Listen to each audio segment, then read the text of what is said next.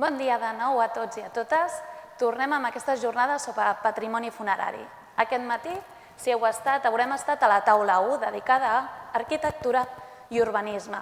Hem vist com aquests espais s'integraven en altres espais, tant naturals com, sobretot, ciutats.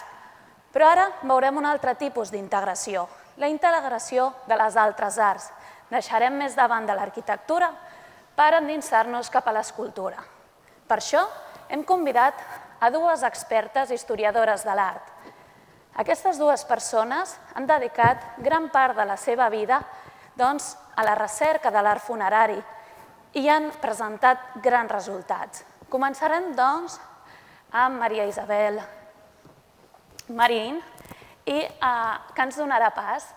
I ja veureu com és una persona que precisament és doctora, la seva tesi va ser sobre l'Eusebi Arnau i avui ens presentarà una mica com es fa la recerca sobre l'art funerari, sobre reculls hemerogràfics, fons de museus, arxius, però també ens parlarà una mica de la figura d'Eusebi Arnau.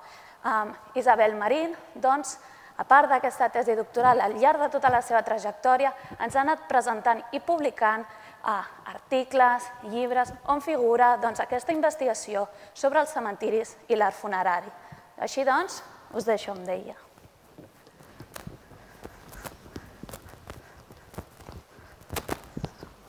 Hola, bon dia. Gràcies per haver-me convidat a participar en aquesta jornada.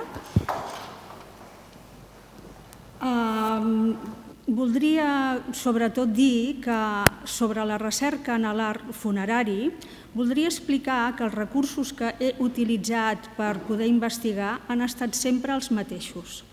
Tant a la meva tesi de llicenciatura, dirigida per la doctora Isabel Coll, com l'experiència en treballs per cementiris de Barcelona, centrats en el Poblenou i a Montjuïc, juntament amb Lídia Català, com actualment de nou a Montjuïc, amb Adrià Terol i Juanjo Macías. El que sí que és evident és que, tot i que la recerca sempre s'ha plantejat igual, el que veig que ha sofert un canvi molt important és el cementiri. Es percep el pas del temps i els canvis que ha tingut amb aquests 37 anys que han passat des que vaig començar la recerca o l'estudi en l'art funerari. Per la recerca s'ha partit del coneixement físic de les sepultures o treball de camp. En una paraula, del coneixement del cementiri i en aquesta ponència ens circumscriurem sobretot en el de Montjuïc. Passo aquesta imatge perquè és una representació que un panteó tan important quedés desnonat i d'entrada no se sapigués de cert, es podia intuir qui era l'arquitecte.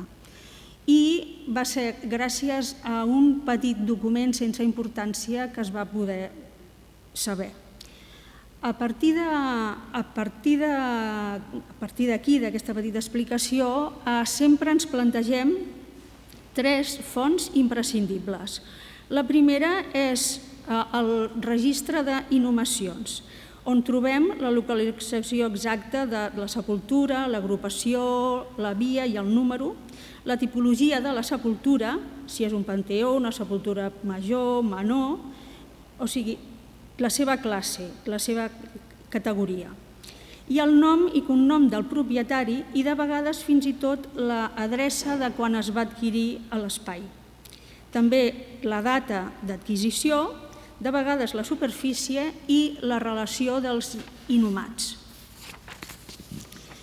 En aquesta imatge veiem la importància que té la segona font important, que són els expedients, on hi trobem la sol·licitud d'adquisició de l'espai, el permís de construcció, el projecte, el pressupost i altres permisos, pagaments d'impostos. Generalment aquests documents van datats i van signats pels propietaris que sol·liciten els permisos i paguen els impostos, i pels arquitectes i mestres d'obres que fins i tot de vegades indiquen en un document l'acabament de l'obra i si s'han excedit en el pressupost. Algunes vegades els propietaris deleguen les gestions a constructors i marbristes. Hem vist exemples a la imatge anterior del Panteó Albaladejo, Arús, Bastinos, Biada. En aquest veiem amb més detall el Panteó Boada, que hi ha la planta, la façana, l'interior de front i l'interior lateral. En aquestes altres, el Panteó Forgas Bayo, Caces Clavell, Dam i Carreres de Campa. I per últim, el Gandia Ferrer, Rabassó, Gassol i Batlló. Tots ells són una petita mostra dels panteons més antics del cementiri i tots ells van seguir fidelment el projecte original.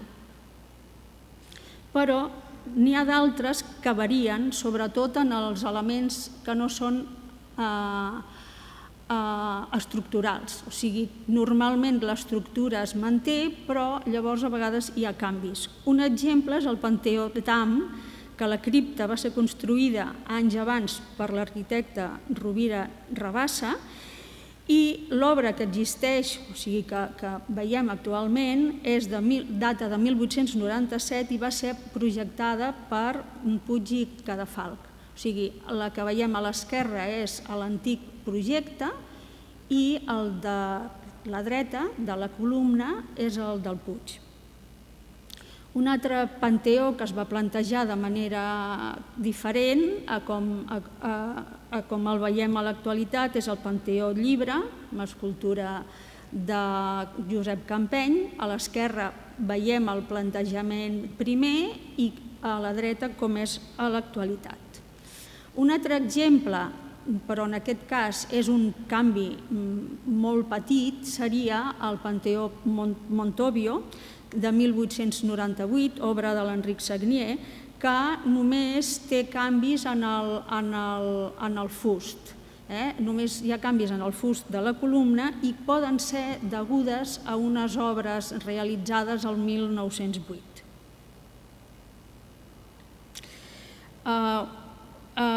Un altre exemple en què es mostra la fidelitat al projecte, fins i tot en els elements de bronze, és aquest arcove Fornell-Torrabadella, on observem que la porta és exactament igual a la del projecte. Un altre exemple que també es segueix fidelment és el Panteó Niquet, amb escultura de Clarasó, i diríem que moltes vegades els pressupostos els signen els arquitectes o els mestres d'obra, on es reflecteixen tots els camps artístics. O sigui, hi ha uns pressupostos on s'indica exactament el que costa la pedra, el que costa una escultura i el material de l'escultura, els vitralls, els mosaics, tots els metalls, però això ho firma l'arquitecte i el mestre d'obres. I el que no queda constància és el nom de l'artista escultor, del vidrier, del metallista, del que fa els mosaics. Per tant, és molt rellevant i ens dona molta informació els diaris i les revistes il·lustrades. Diríem que el tercer punt imprescindible és la recerca de l'hemeroteca. És primordial el buidat de diaris entorn als dies de Tots Sants, diríem entre el 28 d'octubre i els primers dies de novembre. En ells es parla de les obres dutes a terme als cementiris en general, però també concretament a les obres dutes a terme pels particulars. Llavors, esclar, això és una bona font d'informació, ja que proporcionen la ubicació, el nom del propietari, i fins aproximadament 1910 són bastant curosos en donar informació sobre qui és l'arquitecte, l'escultor, el marbrista i fins i tot en algunes ocasions, en els panteons més notables, quins són els professionals que fan els mosaics, els metalls, els vitralls, els mobles. De vegades indiquen si l'obra està acabada o no. O sigui, ens trobem amb la recerca d'hemeroteca de diaris com La Vanguardia, el Diari de Barcelona, que un any diuen s'ha iniciat aquest panteó i l'any següent o al cap de 2 anys diuen s'ha acabat la construcció d'aquest panteó. Altre material important a consultar són les revistes il·lustrades que proporcionen imatges a més d'informació escrita, perquè clar, els diaris només ho citen text, però les revistes il·lustrades són una font molt important. Aquí veiem la il·lustració llevantina, però també les altres imatges són de la il·lustració catalana que ens dona informació sobre el Panteó Casas, sobre el Montóvio, que hem vist anteriorment de Montjuïc, sobre el Panteó d'Am i a l'esquerra d'un panteó que hi ha a Palamós. Per descomptat, com a font també imprescindible, és la revisió de la bibliografia sobre art funerari i també és molt important esbrinar quins arxius particulars d'artistes es conserven. I posarem alguns exemples. I també, per descomptat, arxius com el fotogràfic Mas de l'Institut Ametller o l'arxiu del Col·legi d'Arquitectes, entre molts altres llocs.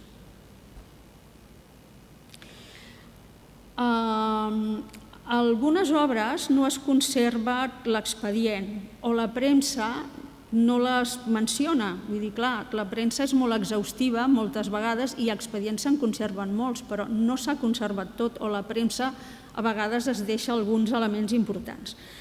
Per tant, hi ha molts panteons importants que no tenim informació. Llavors és imprescindible en aquest camp fixar-nos en les inscripcions. Generalment són a la base de la construcció, si és que hi són, i hi consta l'arquitecte o el mestre d'obres i sovint el constructor o el marbrista. Els escultors modelistes acostumen a assignar a llocs discrets i no sempre es poden visualitzar. En aquesta imatge veiem un panteó de les cultures de Llimona i veiem a la part inferior la signatura, a la part esquerra. Veiem a la part més central el Panteó Bonaplata de Montjuïc, que és obra, que l'escultura és obra del Josep Reinés i també observem la signatura i la data.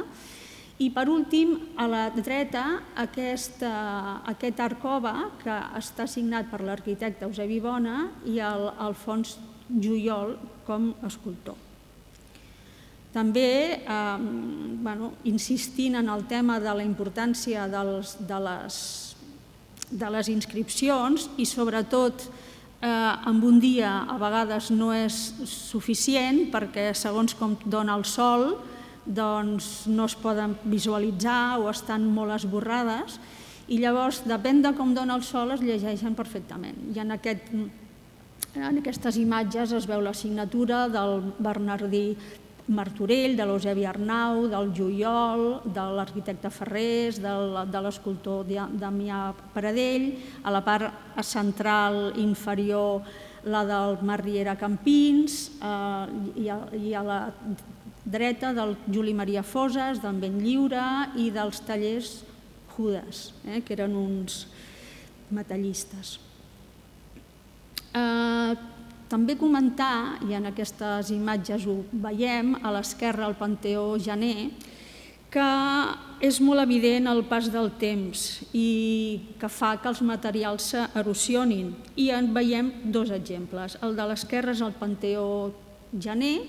En una imatge de fa uns 37 anys veiem que els pinacles es conservaven bastant bé i que actualment tenen una erosió enorme. I també a la part dreta el panteó de l'arquitecte Antoni Rovira Rabassa, que a la part de dalt d'aquesta fotografia de fa uns 37 anys es llegia el seu nom i cognom i actualment està molt esborrada. El mateix passaria amb el panteó Malagrida, del qual l'interior es conserva estupendament i té uns materials molt nobles i molt ben conservats, uns vitralls estupendos, el terra, els mobles. I, pel contrari, la part externa està molt erosionada. Pensem que a l'esquerra les àligues del basament de la columna es veuen perfectament i actualment observem a la part dreta que són irreconeixibles. Els vitralls són una de les tècniques molt atractives i que afavoreixen un panteó, però no és comú que els vitrallers signin les obres. Generalment no és possible visualitzar-les bé. Però en el cas del Panteó Coromina, de 1906, que veiem a la part inferior esquerra, sabem que són obra de l'empresa Rigal Granell.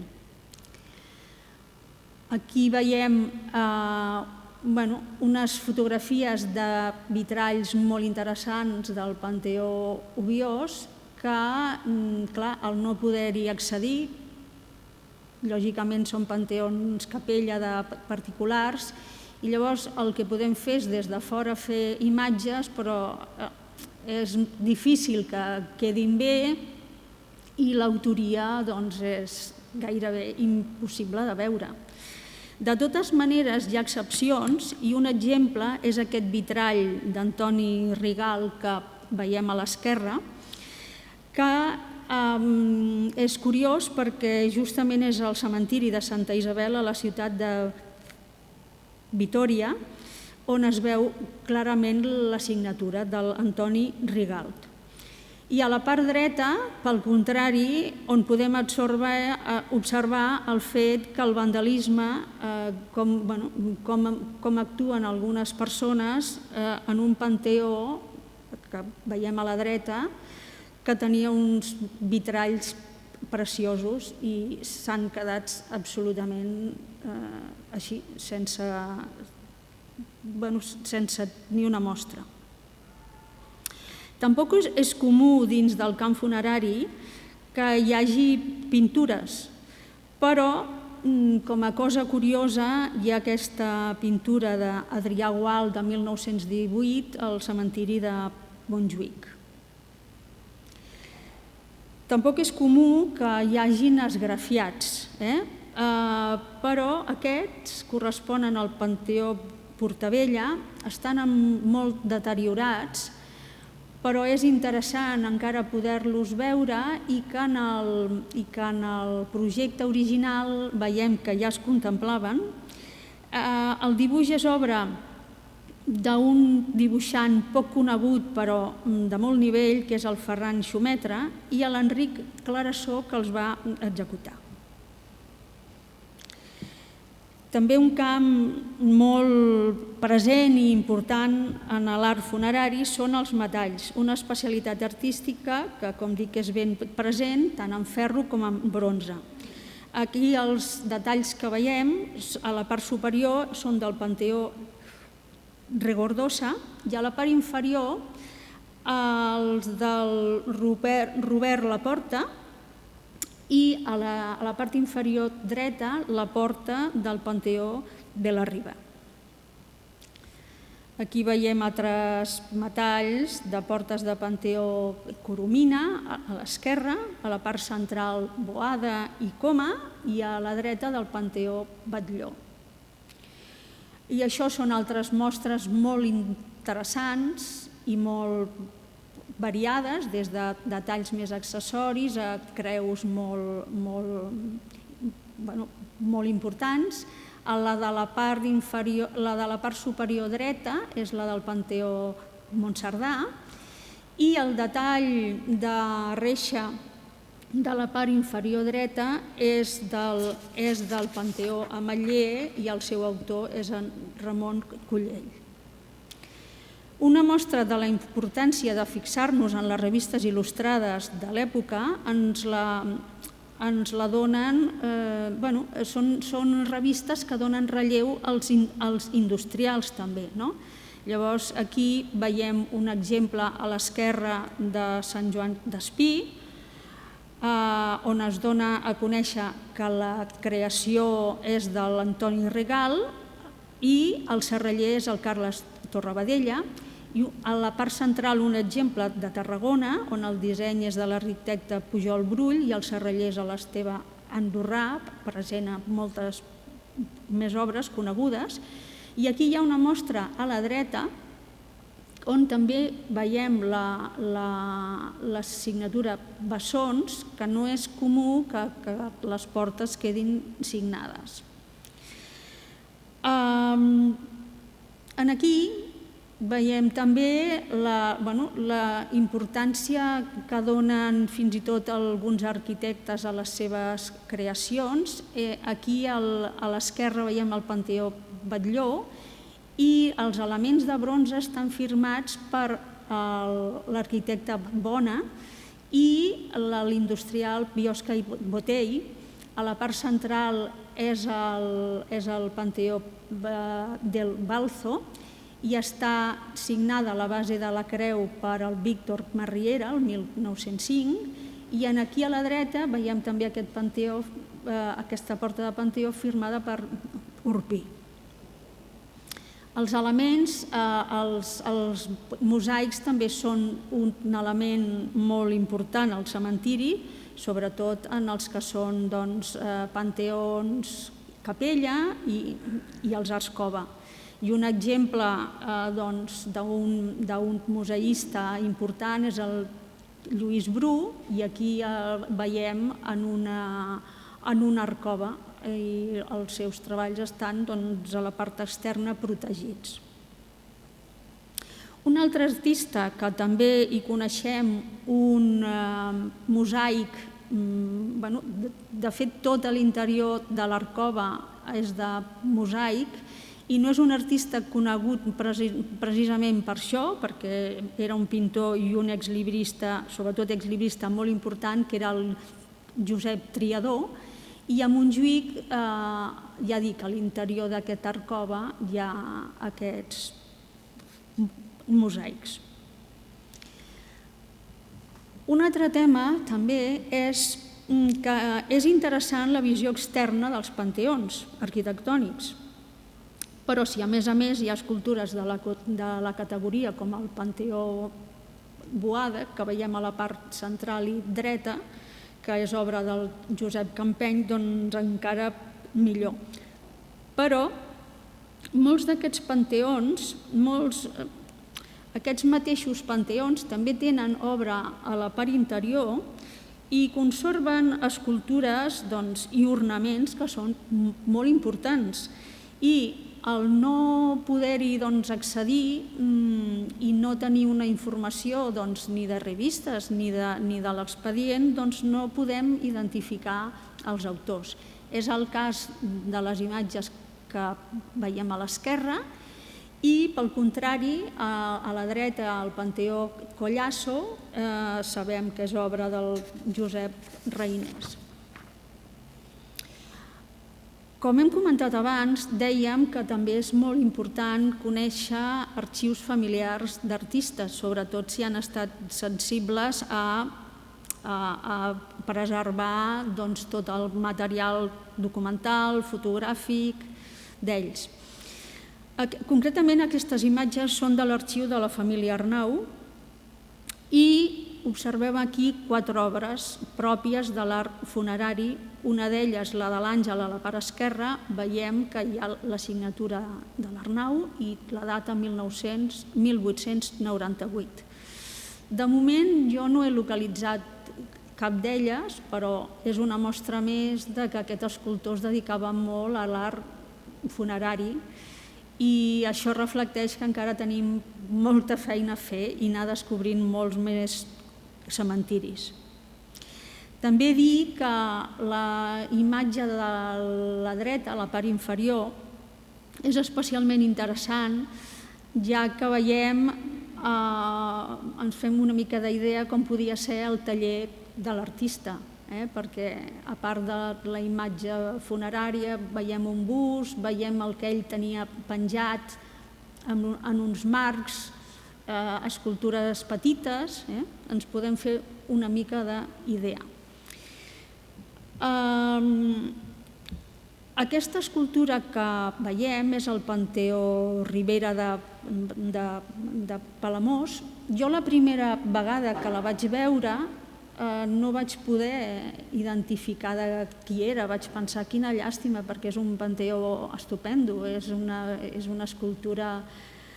I revisant el material de fotografies que tenien els Arnau vaig descobrir que tenien la imatge que es veu en aquesta a la part central i aquí veiem la fotografia sencera que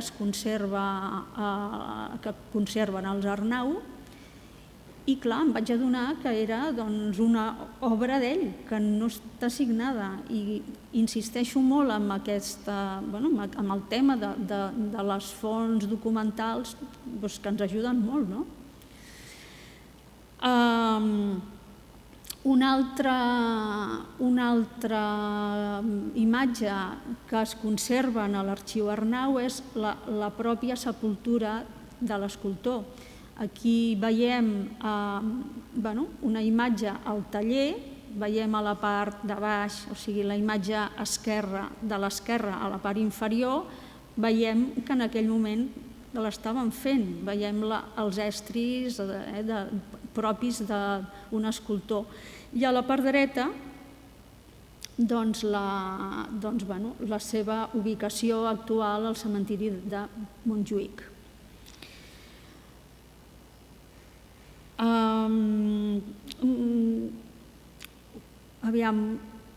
Una imatge del mateix arxiu familiar durant la realització, com hem dit abans, d'aquesta escultura. Un altre tema molt important és la recerca dels arxius de les empreses artístiques. Clar, això és molt difícil i moltes no ho han conservat, però fa molts anys, juntament amb la Lídia Català, vam tenir accés, el que passa és que es van traslladar a Madrid, vam tenir accés a una part, perquè una altra part es havia perdut, al registre d'encàrrecs de la foneria Marriera Campins. Clar, això va ser una troballa molt interessant per altres obres relacionades amb l'escultura, però en el camp funerari ens adonem que hi ha molts exemples que ens interessen. En aquest cas, a la imatge, veiem la làpida de la família Valls Vicens, que en principi només coneixíem per la signatura que hi ha gravada a la part inferior de l'obra, el cementiri, del Domènec i Montaner i de la foneria Marriera Campins. Però observant aquest registre ens fixem que posa que el model és de l'escultor Enric Llàcer. Clar, això és una troballa perquè normalment l'arquitecte és el que signa i la foneria, però l'escultor no. També dins dels arxius, dins del registre dels Marriera, vàrem localitzar aquesta porta que hem vist abans, que seguia fidelment el model. També ells la tenien fotografiada i posava les persones que havien actuat, els materials, el pes i totes aquestes coses que acostumen a tenir en compte. També es va localitzar la porta de la sepultura Martí Vallès i també la lauda, que veiem a la part esquerra, la part superior i la inferior. I fins i tot les làmperes del Panteó Olano, que ho veiem a la dreta. Un altre important també dins del registre de la foneria és aquesta creu de Marià Parellada, que és del cementiri de Montjuïc, i veiem com està actualment.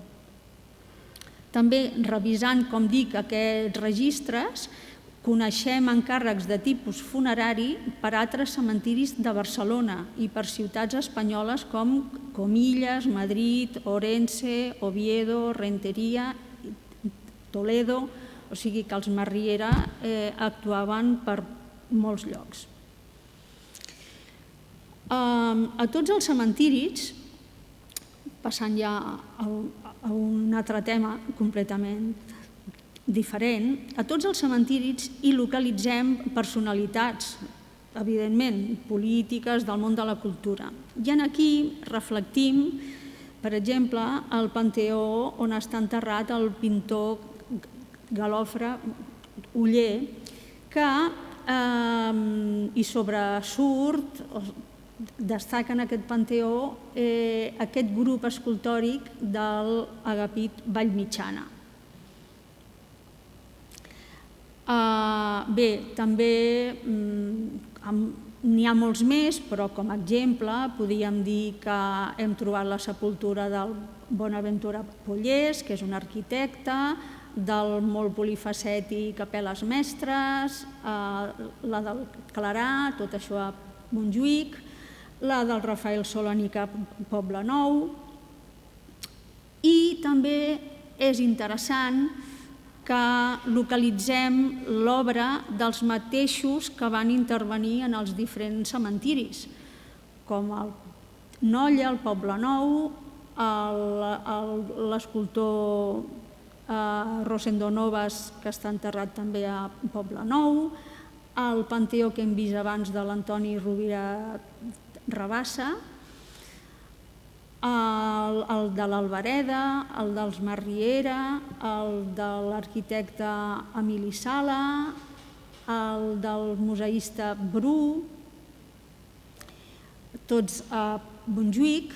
I, per exemple, aquí veiem a l'esquerra el panteó del Domènec i Montaner, el de l'Eusebi Arnau, que l'hem vist parcialment abans a Montjuïc, i el de la família de l'arquitecte Soler i March a Manresa.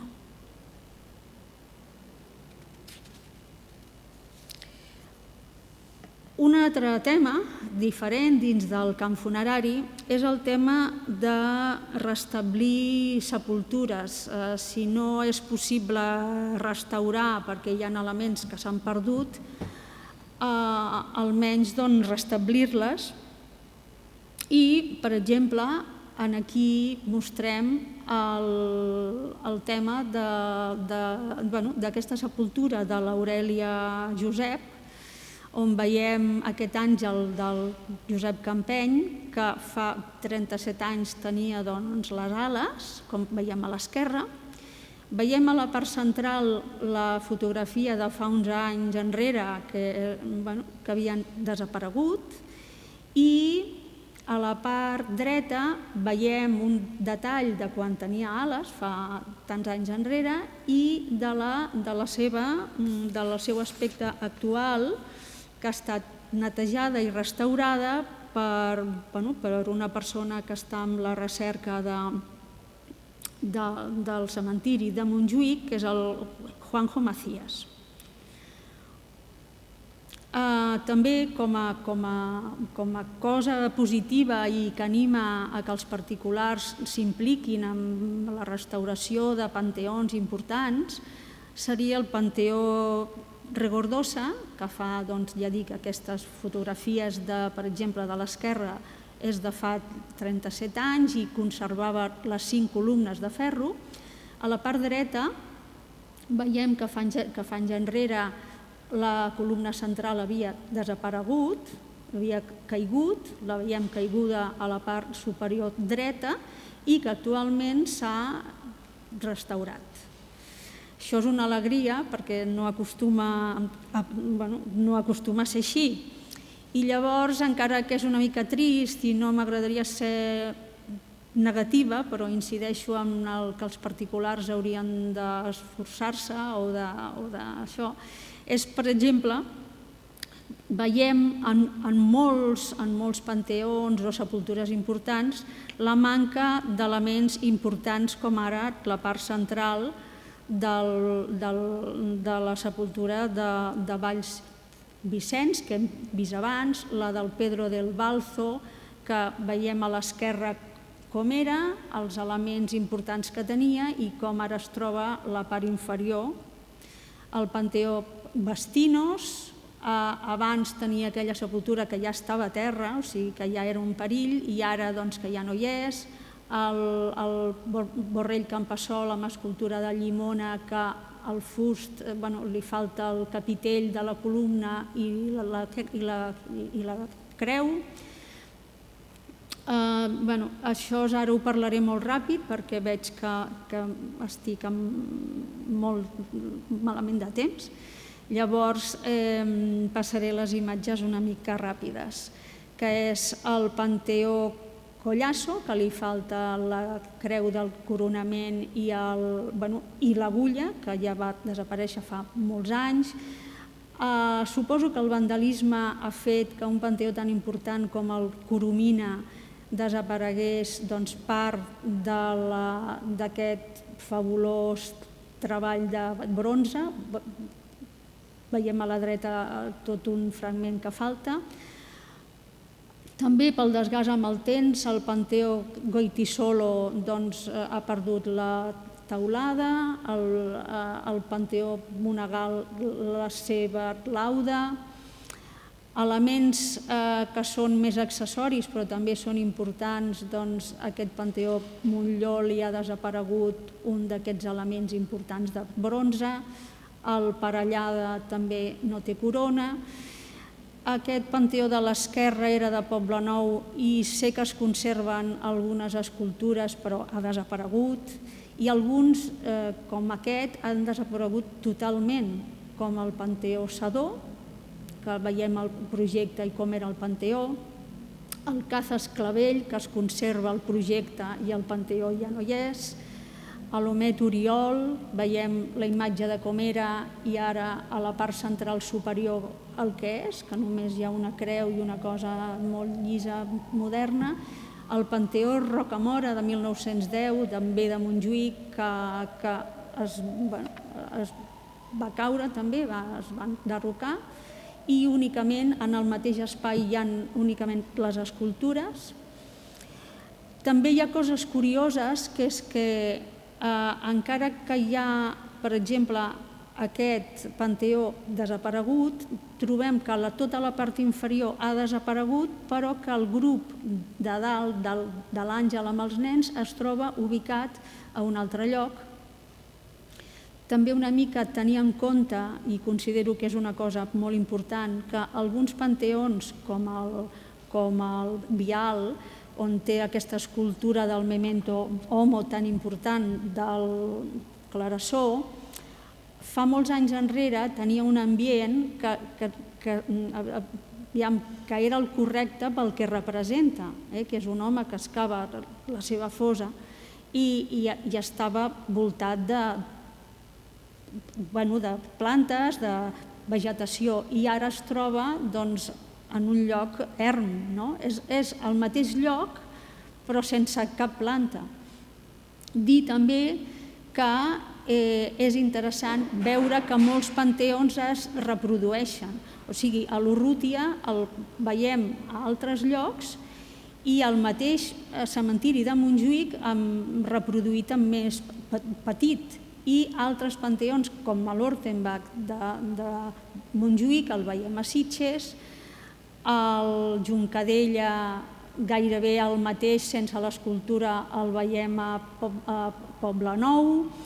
Els treballs dels Vallmitjana també amb petites variants dins del mateix cementiri. Aquest àngel de l'Agapit Vallmitjana també ens recorda molt el que hi ha a l'entrada del cementiri de Poblenou.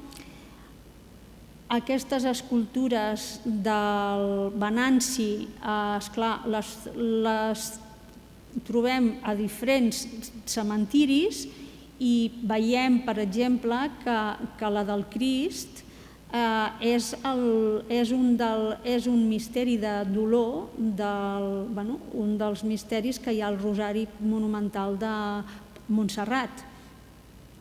Veiem que en petites variants la mateixa escultura i concretament aquí al cementiri de Poblenou aquest tema de la Santíssima Trinitat també el veiem a Arenys. El mateix passa amb el Rafael Atxer, amb el de l'esquerra és el cementiri de Montjuïc i aquí el trobem amb alguna variant del ram de flors que porta la senyora i tal, però el trobem també a un altre cementiri. Aquí passa el mateix, el Bonaplata, el Panteó Bonaplata, on hi ha l'escultura dels Reiners, el trobem a Sitges, i amb el Llimona passa exactament igual. Aquests exemples són els dos primers del cementiri de Montjuïc i l'últim és del cementiri de Manresa. Aquí també... Bé, doncs llavors insistir en aquest tema, dir que hi ha escultors que surten de Catalunya, com hem dit abans. Hi ha un memento homo al cementiri de Saragossa. L'escultor Blai té una obra monumental al Père Lachaise. Escultors que potser no ubiquem tant en el camp funerari també hi són, com hi ha una obra molt tardana a Montjuïc del Benlliure, que veiem a l'esquerra, i obres de la part central del Rebull a Montjuïc, el de la dreta és Viladomat a les Corts, després escultors que no són de la talla dels que coneixem com a modelistes, però hi ha, per exemple, exemples molt dignes del Bechini, del Dalmau, del Cassan, del Sala, dels Ventura Hermanos i, com no, de l'Antoni Pujol, un home molt dedicat a l'escultura funerària, on especialment es destaca el de la part dreta, que és el de Nicolau Juncosa. Bé, només un minut, perquè ja no tinc més temps, per parlar de l'Eusebi Arnau, escultor que es va dedicar a tot tipus, sobretot a escultura aplicada a l'arquitectura, a la medalla, joieria, escultura de saló, però també en l'art funerari.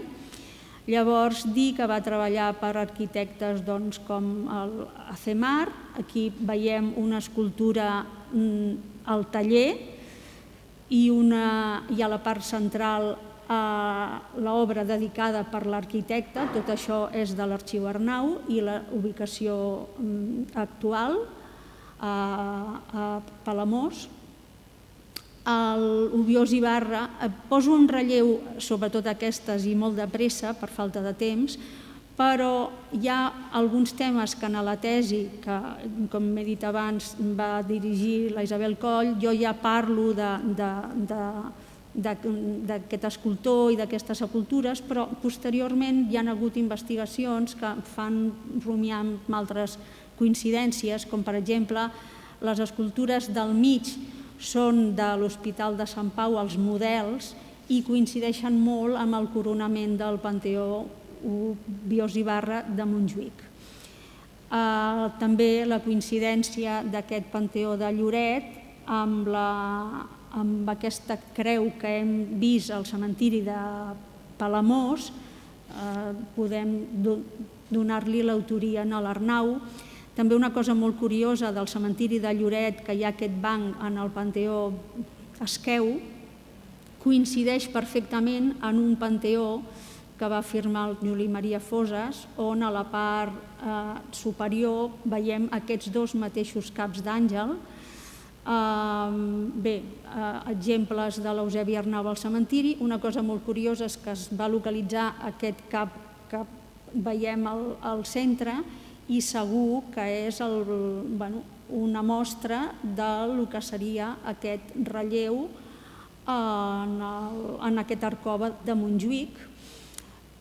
Dir que hi ha arquitectes, com l'Antoni Maria Gallissà, que aquí veiem un exemple, que suposo que els interessava molt l'escultura i els models els tenien al seu despatx, com és el cas de l'Antoni Maria Gallissà, que ho veiem a la part central, una mostra de l'Eusebi Arnau per una obra del Gallissà, una altra per al García Fària, on aquí veiem que la vessant medallista de l'Arnau es reflecteix.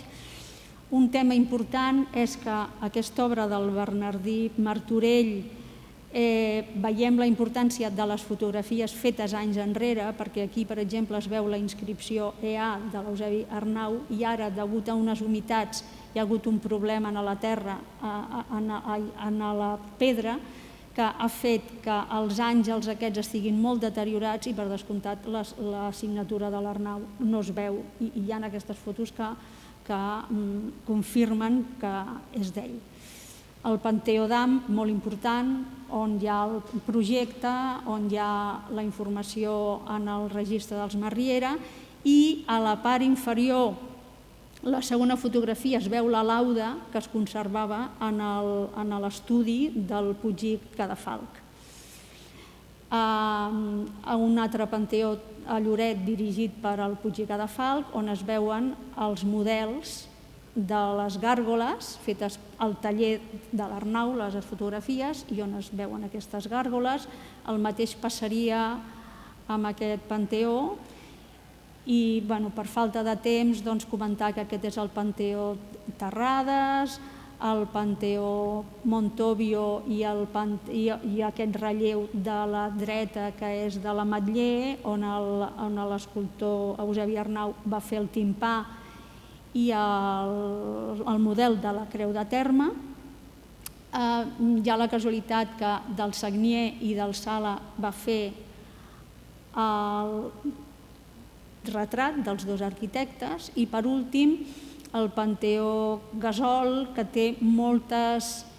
No s'ha confirmat que sigui de l'Arnau, no he trobat documentació, però hi ha moltes escultures que recorden molts treballs de l'Arnau, com per exemple la imatge superior del creador, que recorda molt a l'Atlant amb Verge de Montserrat de la plaça Catalunya.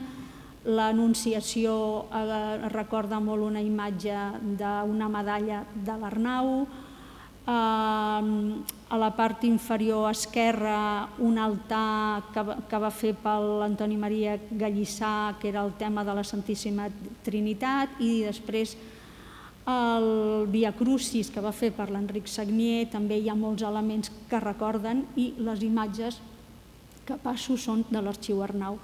I ja, per últim, que es conserven aquests 3 projectes que són en paper i un sobre paper tela, amb aquarel·la i llapis, que també són un reflex de la importància de l'Arnau en el camp funerari, i concretament el del mig ens recorda el Panteó d'Am, amb la columna, i sobretot el Panteó Montserdà.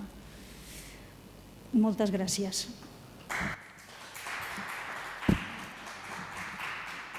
Reitero els meus agraïments a la doctora Marín per aquest magnífic recorregut que ens ha fet en totes aquestes diverses obres que trobem en els cementiris. I ara donarem pas a la doctora Isabel Coll, que ja també és historiadora de l'art, amb una gran trajectòria professional, ha publicat nombrosos estudis i recerques i avui ens presentarà una recerca centrada en el cementiri de Poblenou, on realment veurem quina tasca ha fet de documentació, doncs molt gran, i ens parlarà una mica de, veurem, art i família. A veure, si ja està llesta, doncs donarem pas a la doctora Coll.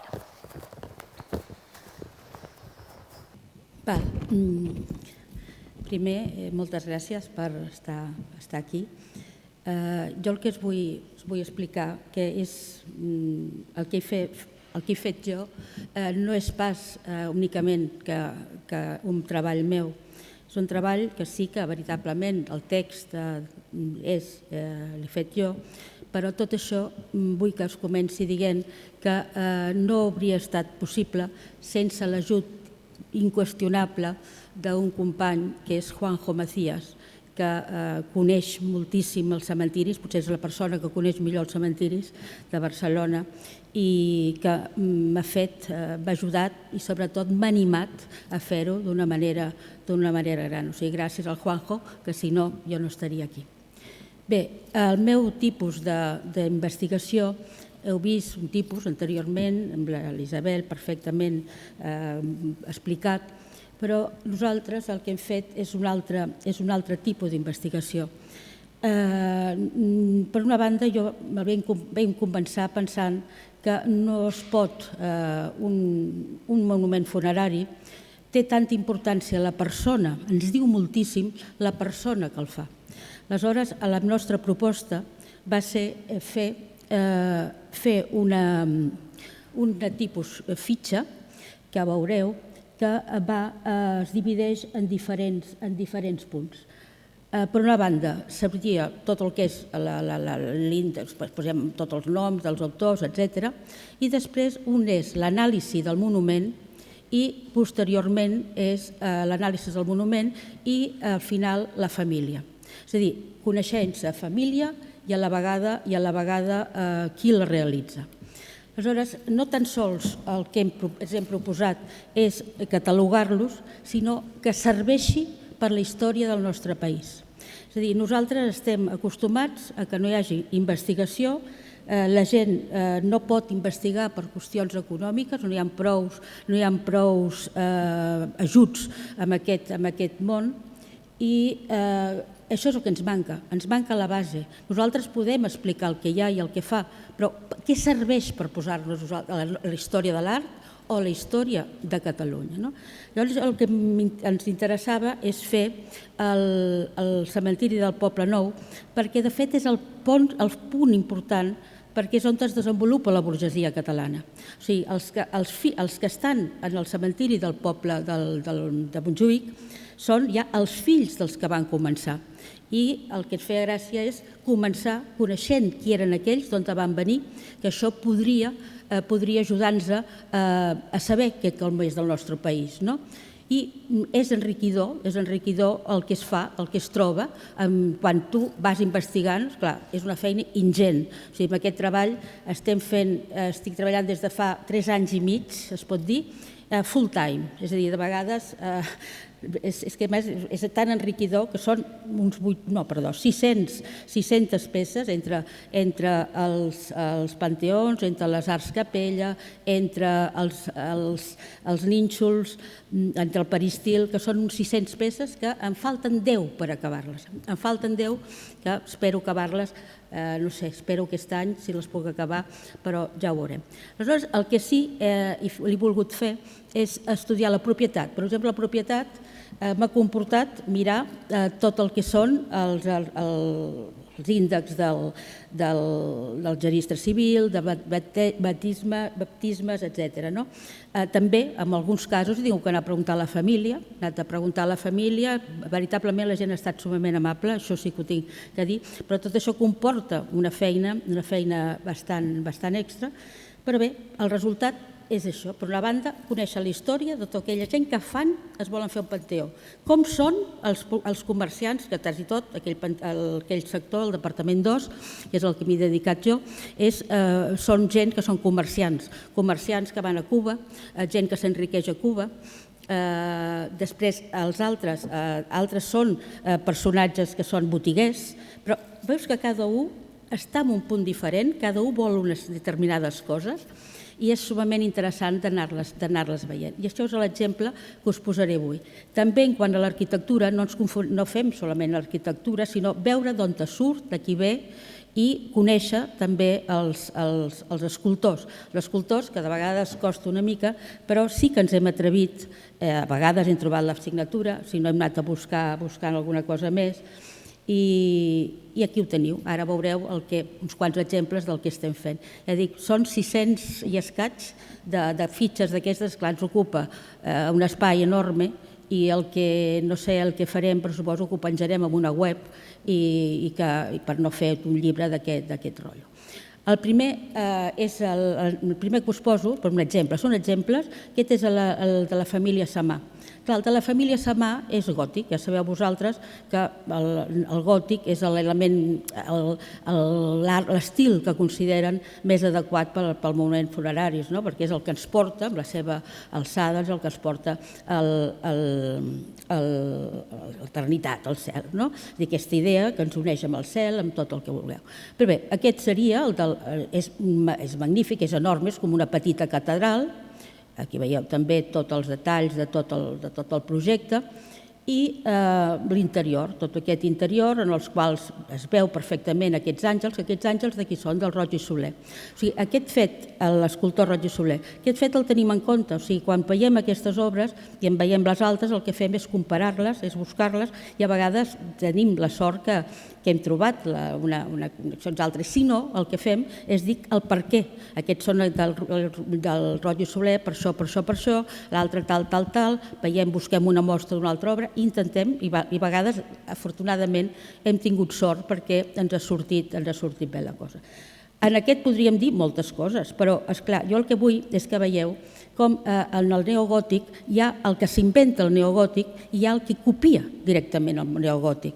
Doncs aquest és un cas que és interessant, aquest cas, que és ja, la fitxa ja ho posàvem, que és de l'Oriol Mestres, del Josep Oriol Mestres, i que, fixeu-vos com és. Fixeu-vos que hi ha una porta que puja, aquí hi ha aquesta mena de dosellet amb una figura, i hi ha tots uns elements aquí posats, que són una mena d'escuts que estan aquí cada un dels costats.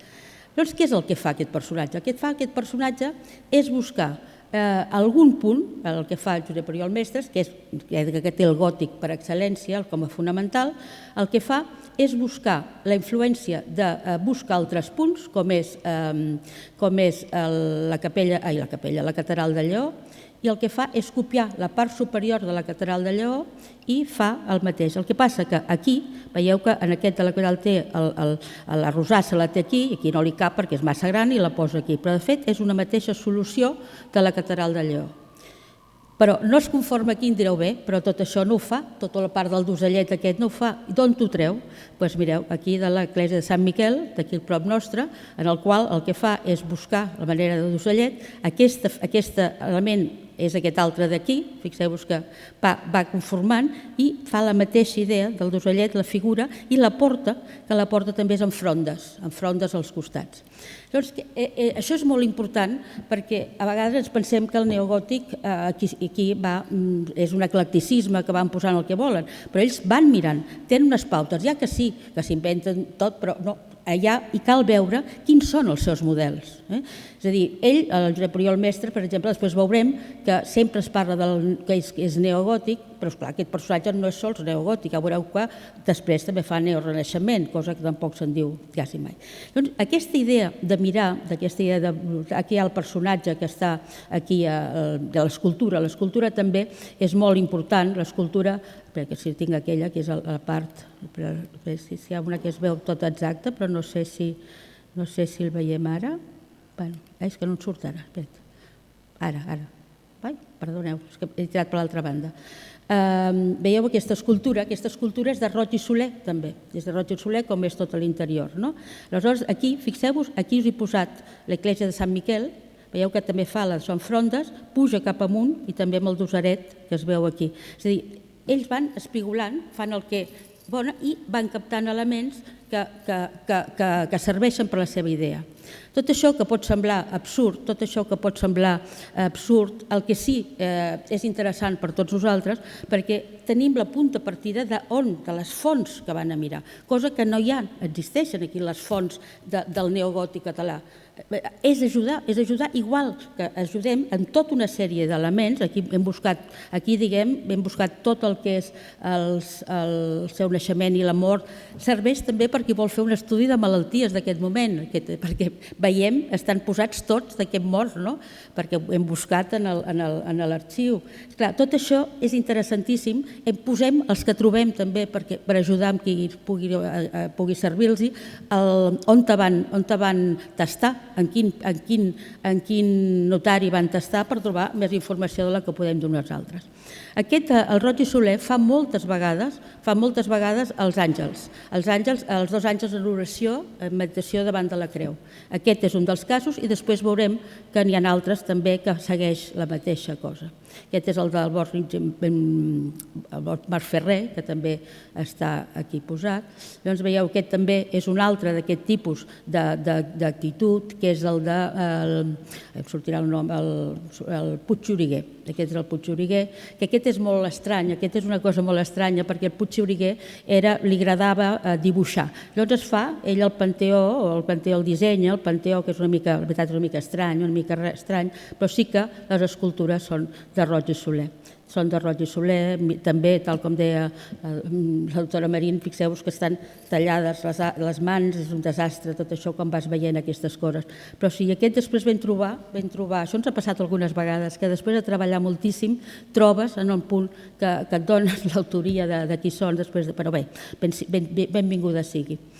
I bé, aquest seria un exemple, també me'n passa, tot això és el nom de les famílies, què van fer, els documents, quan sabem d'alguna cosa, si van marxar a Amèrica, etc. Aquest del Samà hi ha moltíssima cosa, perquè ja sabeu vosaltres que va tenir una gran, tots els seus germans, són de Vilanova i la Geltrú, i van tenir una gran importància en aquell moment i també em sembla que van fer com altra gent també de Catalunya, que van fer el que moltes vegades no tenien que fer, però el que sí segur és que van fer molts diners. Aquest seria, doncs, un exemple. Espera que aniré passant, que em vagi bé. Aquest què volia? Aquesta figura què volia? L'ostentació. Ell fa el monument més gran que hi ha, quasi bé, que és com una petita catedral. Però això no ho fan tots. Mireu aquest, que és interessant, que el que fa és el Girona. Aquest és una figura que és del Girona. Un sepulcre que és del Girona. I mireu què vol. Doncs no vol absolutament res més que una... No sé com s'obre això, que quedi ample. A veure si m'ajuda. Aquí? Que quedi ample, així? A veure. Ai, no. Si m'ajudeu, perquè no sé per on... Ara ja queda ample, però no pot quedar... Bé, és igual. Aquest també, fixeu-vos que és un Girona capitalista i en canvi què diu? Jo vull això. O sigui, un cas el Samà i l'altre cas el Girona. El Samà, aquests que són els personatges que van a Cuba, que fan diners o que van a Puerto Rico, en canvi necessiten demostrar quan tornen el que han fet. Aquests no ho necessiten, però ho bo que mireu què fa 3 tombes, una per un fill, em sembla que és, i un germà i ell, i no fa res més que això, 3 tombes, amb un petit, i això em va fer molta gràcia, perquè al buscar l'informe de l'arquitecte, el que diu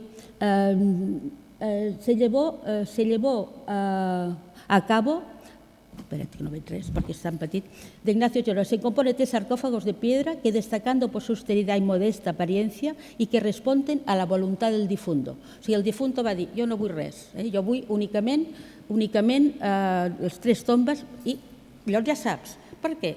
Mira, ja trobem aquesta informació que no pas la rebutgem, al revés, la busquem, però el que ens fa primer és interessar-nos en tot el que hi ha en l'interior, l'arquitectura, la manera de fer. O sigui, ja sabem que aquesta persona, una persona, doncs bé, sensible i que no vol res més. I aquest també, que l'he posat ja que estem a la universitat, és el pare d'Alfons Carrulla, d'aquí, que va ser rector de la Universitat de Barcelona, i també respon amb una idea també molt sòbria, però bé, això és un detall que era per honorar la universitat. Després amb això és interessant veure que el neogòtic juguen molt amb tots aquests elements, aquests monuments, com és aquest de l'Alglada Calçada, que tenen una influència lògica del moment. O sigui, no tan sols copien l'art al gòtic, sinó el gòtic, direm, de cert, el gòtic que podia ampliar, sinó que copien el neogòtic. És a dir, en aquest cas, aquesta obra és del Josep Fontserè, que és estrany que faci neogòtic perquè a mi m'entusiasmen les que fa en Fontserè, que són una cosa molt especial, en els quals si no pot posar la creu no la posa, perquè era arquitecte maçó. És un arquitecte maçó que també us ho volia posar aquí, però és que no hi ha temps d'absolutament de res, i llavors el que sí és interessant, els que fa el Fontserè, són d'una claretat, amb unes piràmides estupendes, i no l'he posat perquè he pensat que no tindria temps de fer-ho, però val la pena. Però bé, aquest és un que fa primer i fa tots aquests temes lligats, no sé si poso en algun detall, per aquí suposo que l'hauré posat algun detall, no n'he posat en cap detall, doncs perfecte, que és influït de tots aquells monuments funeraris que són funeraris o bé monumentals que es troben al mig dels carrers a Londres, on vulgueu. O sigui, aquesta peça de templet que és característic. Però sí que aquí jo el que vull que veieu que són, amb aquests monuments, són tota una sèrie de figures que se'n van una mica de les figures, com ha explicat la doctora Marín, aquesta meravella de figures fetes per un Arnau o per un Reiners, sinó que són fetes per escultors, que més són marbristes que no pas escultors. I això es veu en tots aquests esmeneu. El que passa que el que tenen aquesta sort és que són belles, són boniques, però quan els analitzes és un desastre perquè hi ha unes desproporcions, una cosa que ja veureu ja quins casos el que fan. En aquest cas, primer és la influència ja hem dit, neogòtica, però ara fixeu-vos aquests elements que són l'interior. Per exemple, a l'interior hi ha una figura que què és el que representa? Aquí representa la fe. Molts cops, això també m'he trobat amb les descripcions que es fan de les peces, de les figures que estan en els cementiris, que a vegades hi ha una mica de confusió, perquè és la cosa fàcil. Bé, aleshores aquí el que us posava és les figures que estan a l'interior, les escultures que estan a l'interior, a les quals hi ha la representació, per exemple, aquesta costa molt d'exposar, perquè es considera, no saben ben bé el que es representa. Va com un bastó i a la mà porta, com aquí veiem d'una forma molt estranya, però que és el símbol és Moisès. O sigui, aquí el que recorda, aquesta figura el que recorda és la fe, però no la fe el que estem acostumats nosaltres a veure més sovint, que és la que està representada per un calze o està representada per una figura, per una creu. No, aquesta porta a una banda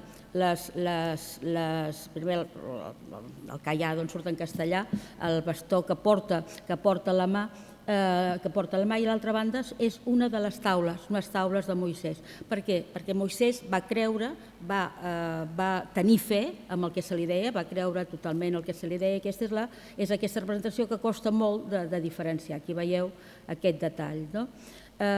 Però si mireu aquesta obra, em sembla que és aquesta, hi ha una desproporció totalment del braç.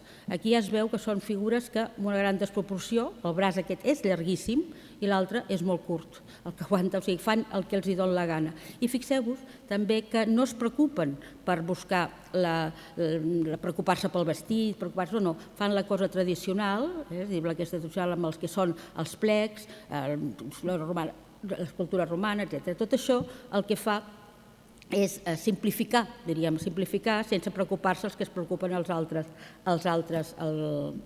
escultors. Els escultors que tenen única feina no pas són els que són, diríem, que treballen amb el marbre i fan també molts cops tota la composició, sinó que són ben bé escultors tradicionals que treballen amb el fang, que treballen tal. Aquests personatges, aquí als costats hi ha tota una sèrie de figures que són la caritat. És a dir, veieu que aquí el que fan també és seguir les solucions tradicionals, la caritat, la fe és la de l'interior, després hi ha la caritat, aquesta figura que es troba aquí situada, per exemple, és la idea d'escriure el llibre de la vida. El llibre de la vida que es pot fer a través d'un llibre o també a través d'un pergamí. És a dir, aquesta és la representació a través d'un pergamí.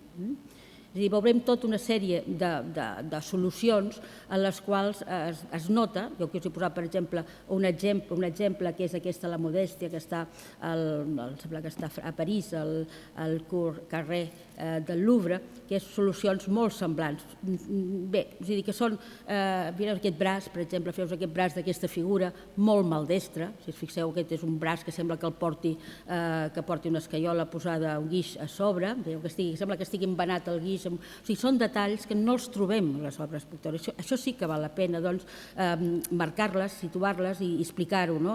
Aquesta facilitat. Hi ha un escrit del Clarasó que es queixa enormement al final de la seva vida, es queixa de tota aquesta gent, de tots aquests marbristes, que la gent per comoditat, per millor preu, pel que fos, es feien fer deixant de banda tots els escultors que eren bons en aquell moment.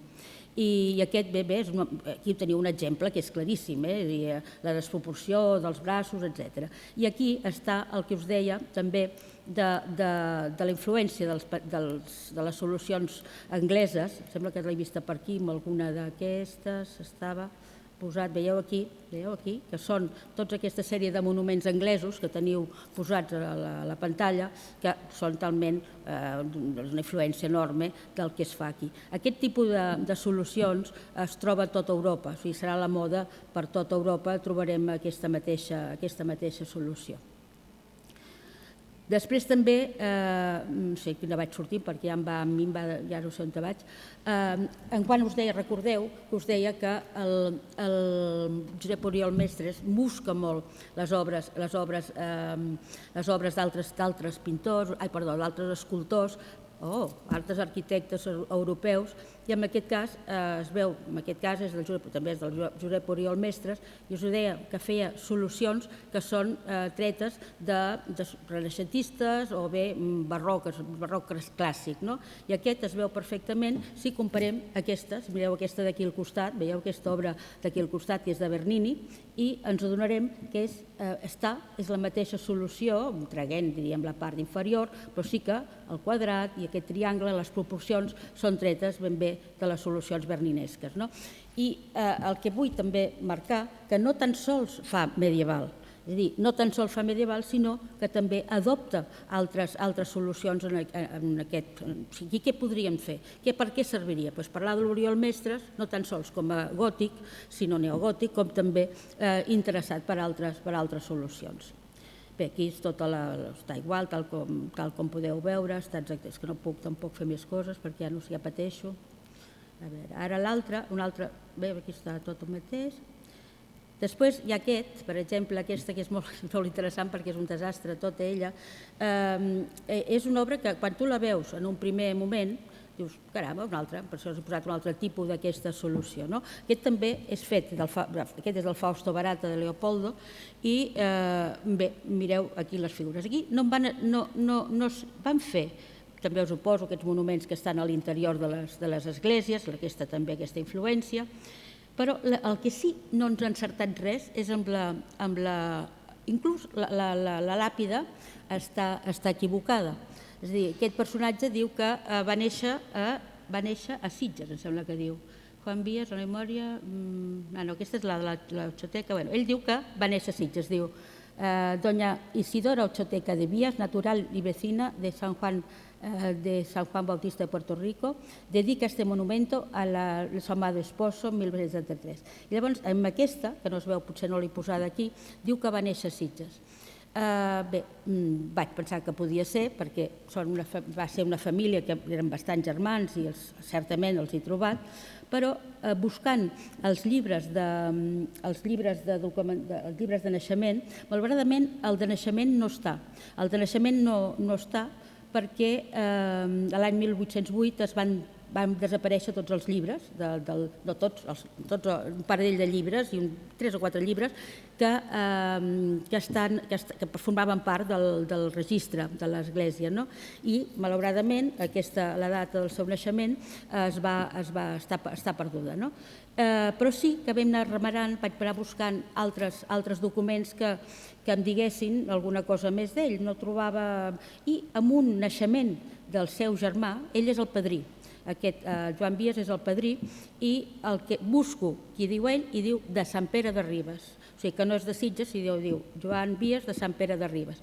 Quin és el problema? La mare, la Paloma, era de Sitges, el Vies no, i el Vies treballava i anava canviant de lloc. Va estar a Sant Sadurní uns anys i anava tenint fills per on fos. Sí que després tota la família va residir a Sitges, però no era de Sitges, sinó que era de Sant Pere de Ribes, tal com posen els documents. Però si aquí té aquest efecte, també veurem amb el que fa, això és ja la repanotxa, que amb aquests ja en sortirà, de les escultures fetes per marbristes, no? Inclús aquest he trobat com el porten aquí, aquest monument. Aquest monument, és que tot això ja podreu llegir-ho quan si teniu humor algun dia, el porten un vaixell i porten totes des de Gènova i està explicat que porta no sé quantes caixes i té que ser per aquest monument perquè coincideixi. Però aquest ja és la monta. Aquí molts cops, aquí no sé què s'explica, però no s'explica res del que és, perquè és al·lucinant poder entendre això.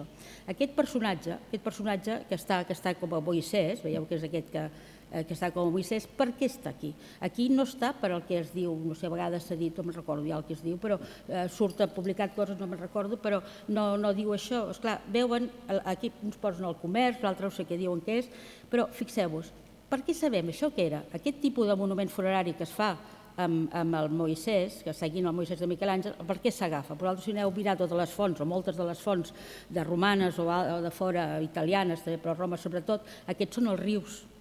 Aquests personatges fan els rius, són els rius de... Llavors aquí el que posa, i es nota molt perquè en aquests rius es posa un detall per demostrar els 4 rius són els 4 continents, serien 4 continents. I aquí es posa tota una sèrie de fruits que són característics d'aquells monuments, d'aquell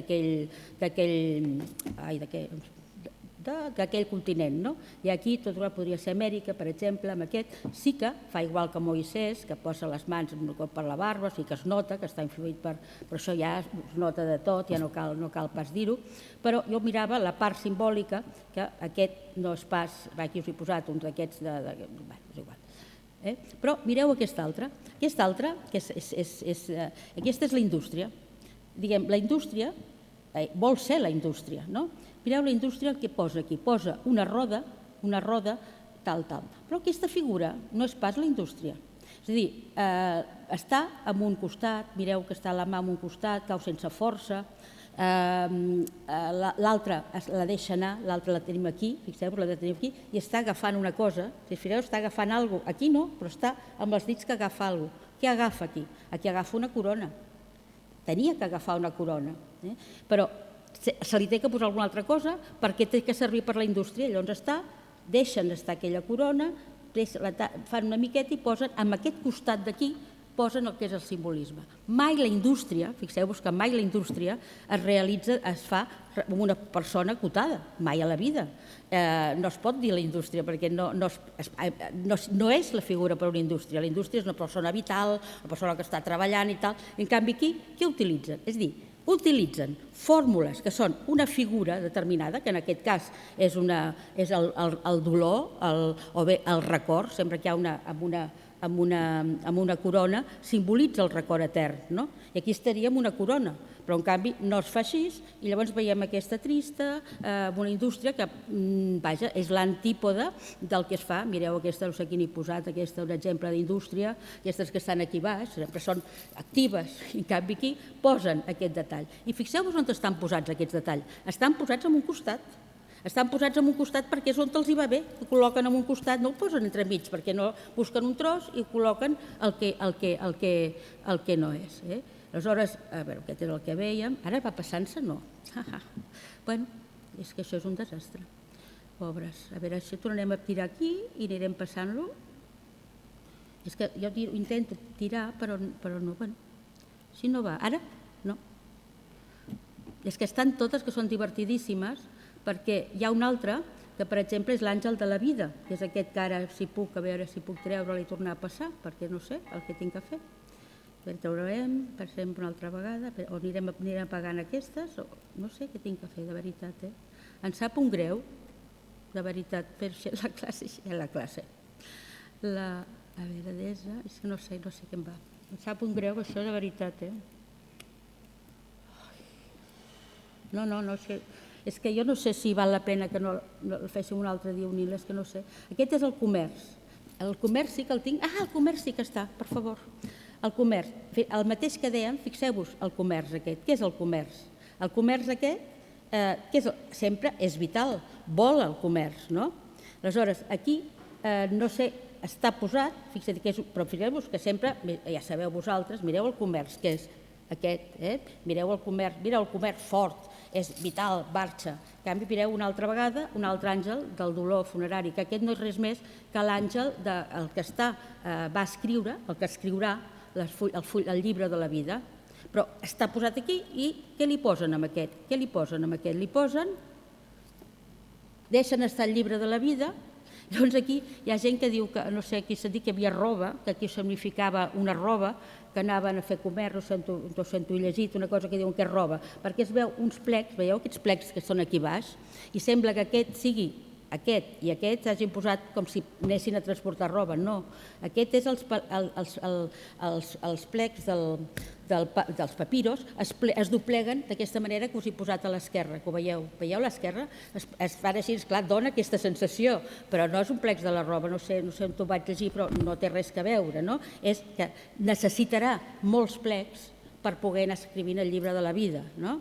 O sigui que això és un altre, però ells què fan? Li posen amb aquest pobre, li posen amb aquest el símbol del màxim exponent, del 10 màxim exponent del símbol del comerç, no? Què més us deia? Li posen aquí i l'altre segueix mirant, i segueix mirant, no mira aquí, sinó mira a l'altra banda, o sigui que és horrorós com es poden jugar amb aquestes coses. No m'estranya que en Clarasó es disgustés. I aquest és l'àngel del llibre de la vida, que també, fixeu-vos que aquí està ben exposat, és a dir, és el mateix, es repeteix la mateixa idea, però si abans és amb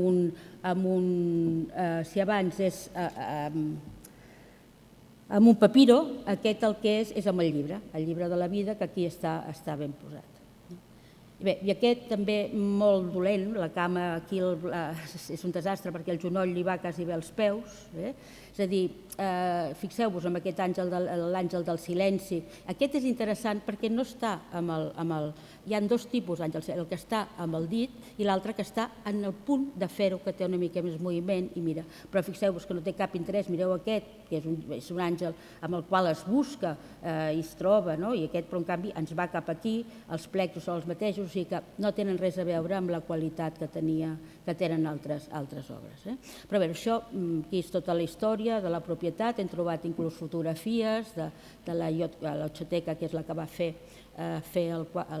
l'obra del seu marit, pel seu marit. I com aquestes obres, altres m'han servit a mi no tan sols per estudiar tot això, sinó per conformar,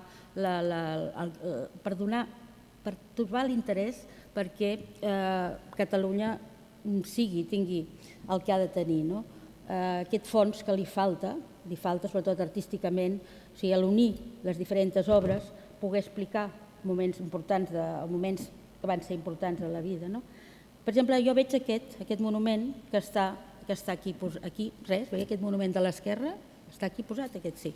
I me'n trobo, investigo del que és i resulta que és un moment, estan aquí enterrats tot un grup de persones que van morir en un fet que va ser d'un vapor que va explotar al port de Barcelona, i estaven la gent passejant per allà al costat i van matar, per aquest fet van morir moltíssima gent. Doncs bé, aquest és el monument on hi ha enterrades part d'aquesta gent. Llavors em vaig interessar i vaig anar arribant a trobar qui eren els que estaven aquí enterrats. Si vam mirar, per això sí que a través dels diaris em van poder dir qui és l'Express, el Vapor Express que es deia, i exposaven en 2 o 3, al diari de Barcelona em sembla que eren en 2 o 3 diferents dies, es posen els noms de qui va ser. Doncs a través dels noms de qui va ser vam poder anar buscant i vam poder trobant i vam trobar que eren d'aquests, de l'Antoni Castellà Aguilera i Castellà Fiol i Maria Fiol, o sigui, un nen petit i 2 més que van ser enterrats. Llavors és interessant, clar, que hi poso tot, per exemple el tros que diu expuesto el pasmo los inmediatos espectadores de la trética trama, etcétera, desesperación, tal. Però mira que ens trobem amb aquesta obra no hi ha res, és això, és tot un munt de... Veieu aquí? Veieu? Això és l'escultura, aquí, això és una escultura que s'ha desfet totalment. Clar, l'interessant era trobar l'escultura, trobar aquesta foto del que és el que anava aquí, no? I ningú tenia ni idea, i buscant, el que deia abans la doctora Marín, que buscant algú tenia que dir alguna cosa d'alguna cosa, no? I no recordo, però una il·lustració, però d'aquestes que no es coneixen gaire, no recordo quina era, per casualitat vaig trobar que aquesta escultura era la que anava. Veieu que aquí, aquesta escultura era la que anava aquí. Clar, llavors ja tenim més o menys la idea i aquestes 2 figures que estan totalment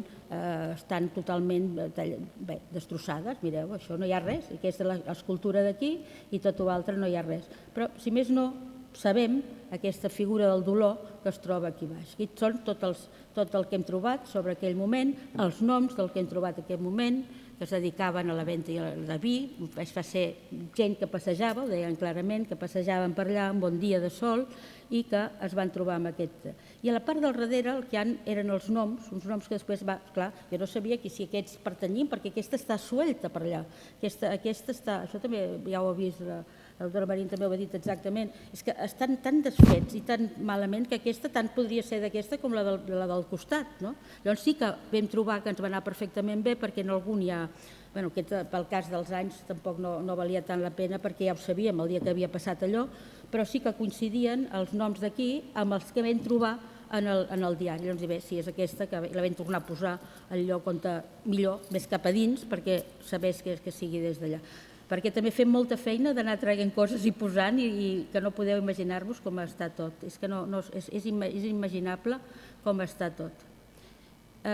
Després un altre, que abans m'ha fet gràcia perquè ha sortit en Miquel Tosquelles, que li va fer l'escultura del Noves, recordeu que us ha passat la doctora Marín, i aquest és on està enterrat en Miquel Tosquelles.